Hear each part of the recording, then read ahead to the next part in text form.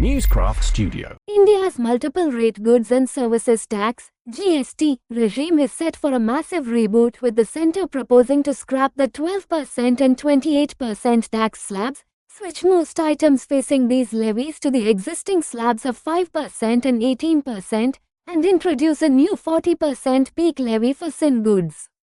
Coming close on the heels of the 50% tariff threat on Indian goods announced by the US administration, the move to fix the 8-year-old indirect tax system is aimed at improving Indian producers' cost competitiveness and, more importantly, spurring domestic consumption to shield the economy from mounting external uncertainties.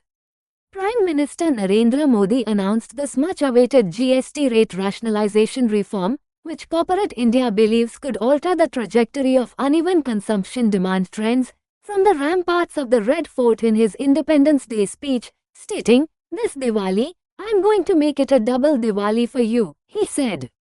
"We have discussed with states and we are bringing next-generation GST reforms that will reduce the tax burden across the country. Tax on items for the common man will be reduced substantially. Our MSMEs, micro, small and medium enterprises, our small entrepreneurs, will get a huge benefit.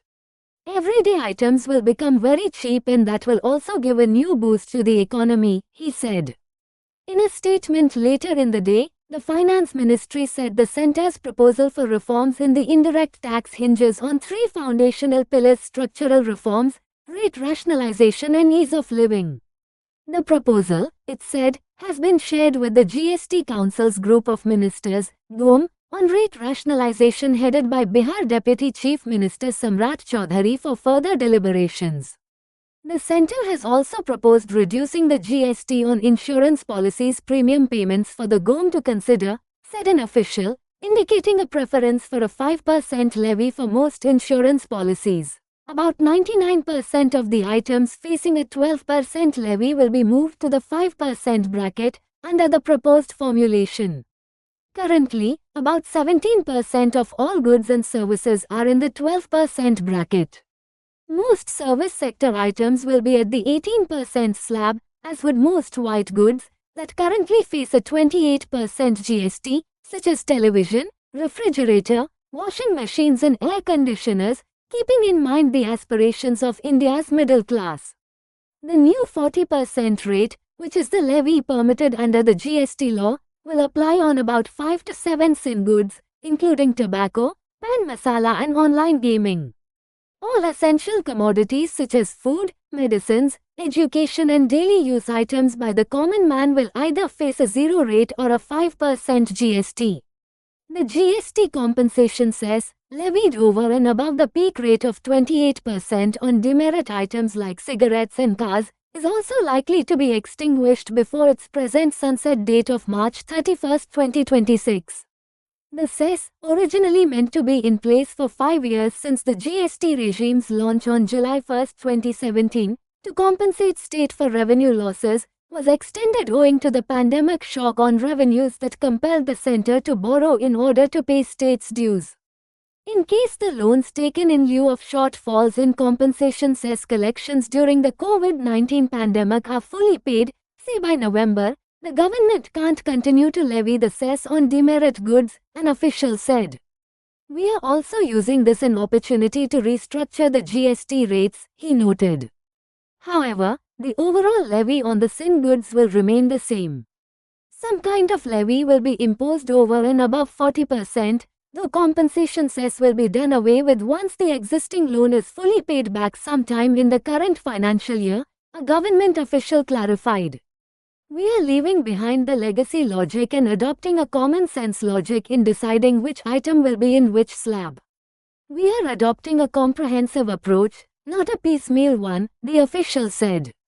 The GST Council, when it meets next, will deliberate on the GOM's recommendations, and every effort will be made to facilitate early implementation so that the intended benefits are substantially realized within the current financial year, the Ministry Communico and EQT noted. The GOM is expected to submit its report in the next few weeks. The centre will also closely engage with states to build a broad-based consensus.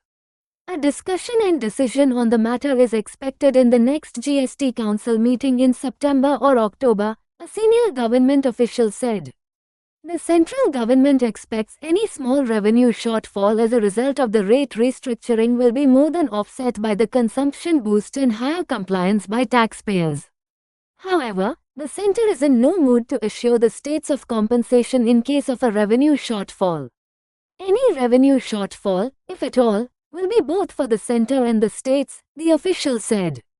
Reforms will also seek to reduce classification-related disputes, such as in food and snacks, correcting inverted duty structures in specific sectors, such as textiles and fertilizers, ensuring greater rate stability, and further enhancing the ease of doing business. These measures would strengthen key economic sectors, stimulate economic activity, and enable sectoral expansion, the Finance Ministry said in the statement. To ensure ease of living, GST registration will be facilitated within 3 days for more than 95% cases for MSMEs and startups. Pre-filled returns will be introduced, thus reducing manual intervention and eliminating mismatches. Faster and automated processing of refunds will be facilitated for exporters and those with inverted duty structure. This will minimize compliance burden, promote voluntary compliance and build an efficient and responsive tax administration, the official said. Saurabh Agarwal, partner at EY India, said the GST reforms mooted seem timely and strategic to mitigate risks arising from global trade tensions. By addressing the inverted duty structure, we are unlocking crucial working capital and making our exports more competitive on the global stage. Simultaneously, rationalizing rates will boost domestic consumption, creating a powerful buffer against external shocks. Further, simplifying compliances for MSMEs would help bring down costs and make their products competitive, he stressed. To get more awesome videos, like and subscribe this video.